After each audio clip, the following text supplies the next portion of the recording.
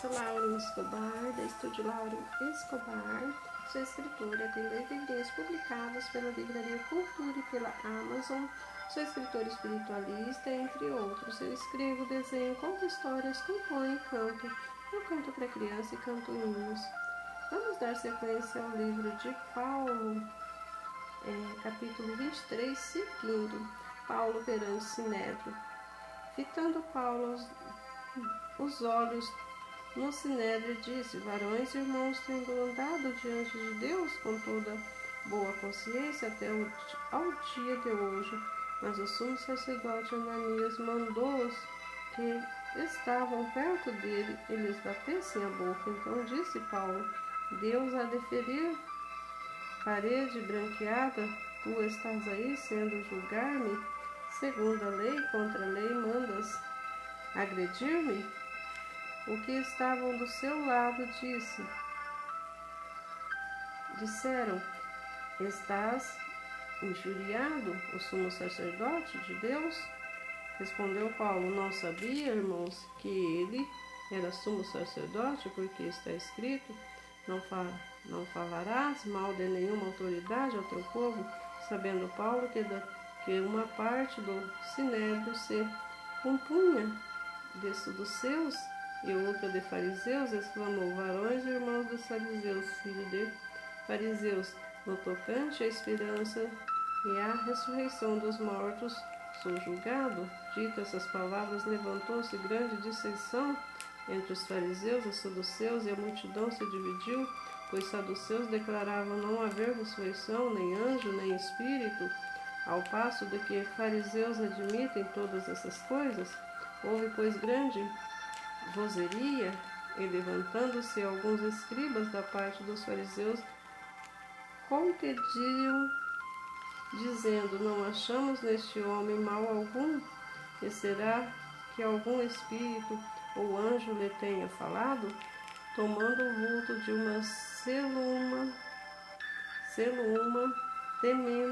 temendo o comandante que fosse Paulo despedaçado por ele, mandou descer a guarda para que o retirasse dali e o levasse para a fortaleza.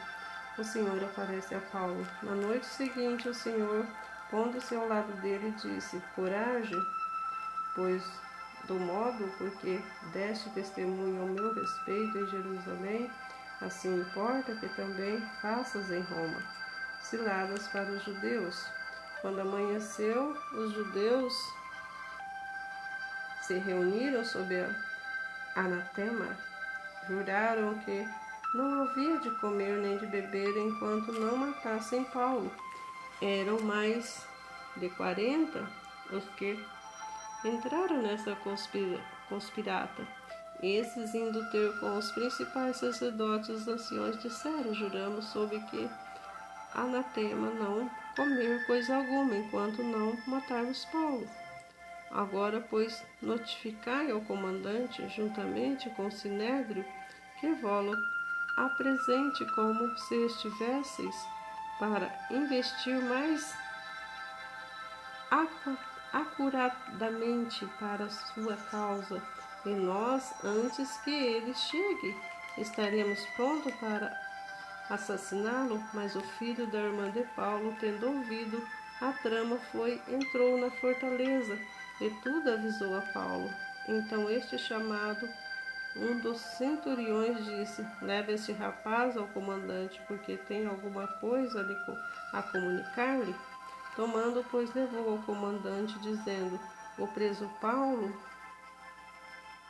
chamando-lhe, pediu que trouxesse à tua presença esse rapaz, pois tem algo que dizer-te. Tomou pela mão o comandante, pondo-te à parte, perguntou: que tens a comunicar-me? Respondeu ele: os judeus decidiram rogar-te que amanhã apresentes Paulo ao sinédrio, como se houvesse de inquirir mais acuradamente a teu respeito. Tu, pois, não deixes persuadir, porque mais de 40 entre eles estão pactuados entre si sobre anatema de não comer nem beber enquanto não o matarem. e agora estão prontos, esperando a tua promessa? Então o comandante despediu o rapaz, recomendando-lhe que a ninguém dissesse ter-lhe trazido essas informações. Chamando 2 centuriões, ordenou o tente de prontidão, desde a terceira noite, 200 soldados, 70 cavalaria e 200 lanceiros para irem a Cesareia. Preparai também os animais para fazer Paulo montar e ir com segurança ao governador Félix. E o comandante escreveu uma carta nestes termos: a carta de Cláudio a Félix, Cláudio Lisias, ao excelentíssimo governador Félix, saúde.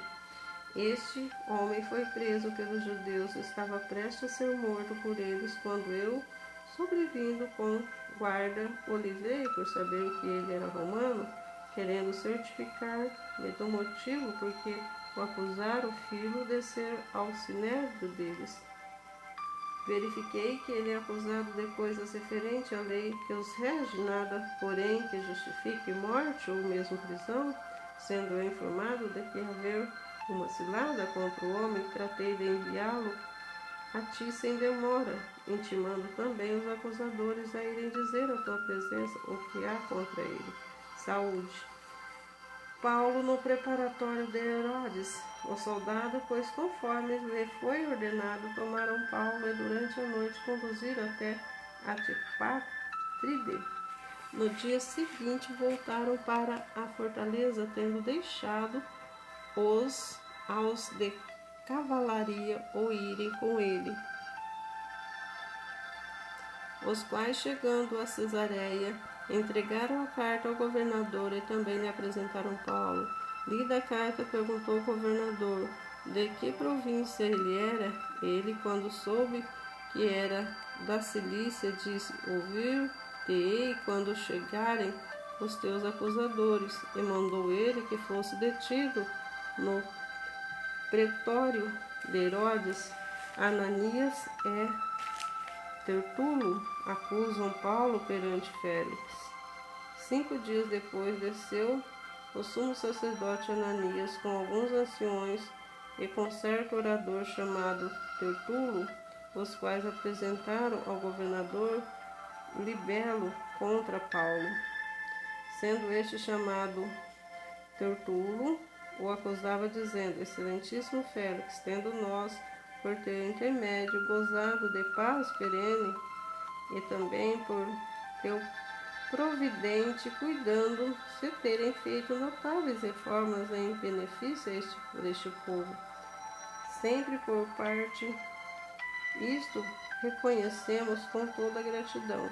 Entretanto, para não te deter por longo tempo, rogo-te que, de conformidade com tua clemência, nos atenda por um pouco, porque tendo nós verificado que este homem é uma peste e promove edições entre os judeus esparsos por todo o mundo, sendo também o principal agitador da seita dos nazarenos, o qual também tentou profanar o templo.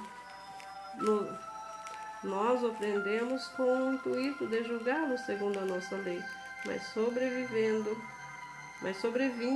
o comandante Lícias, arrebatou das nossas mãos com grande violência, ordenando que seus acusadores viessem à tua presença. Tu mesmo, examinando, poderás tomar conhecimento de todas as coisas que nós acusamos. Os judeus também concordam na acusação, afirmando que essas coisas eram assim. Paulo apresenta sua defesa.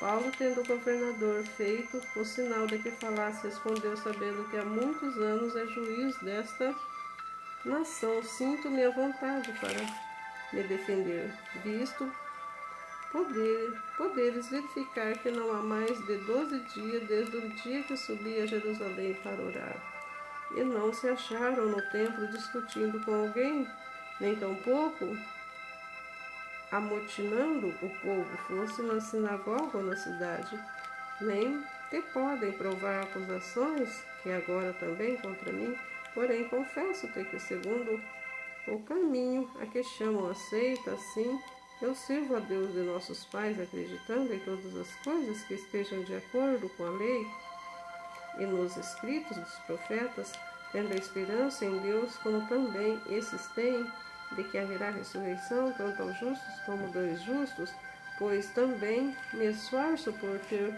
sempre consciência pura diante de Deus e dos homens.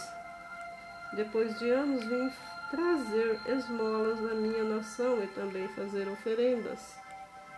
E foi nesta prática que alguns judeus da Ásia me encontraram purificando o templo em ajuntamento e sem túmulos, os quais deviam comparecer diante de ti e acusar se tivessem alguma coisa contra mim. E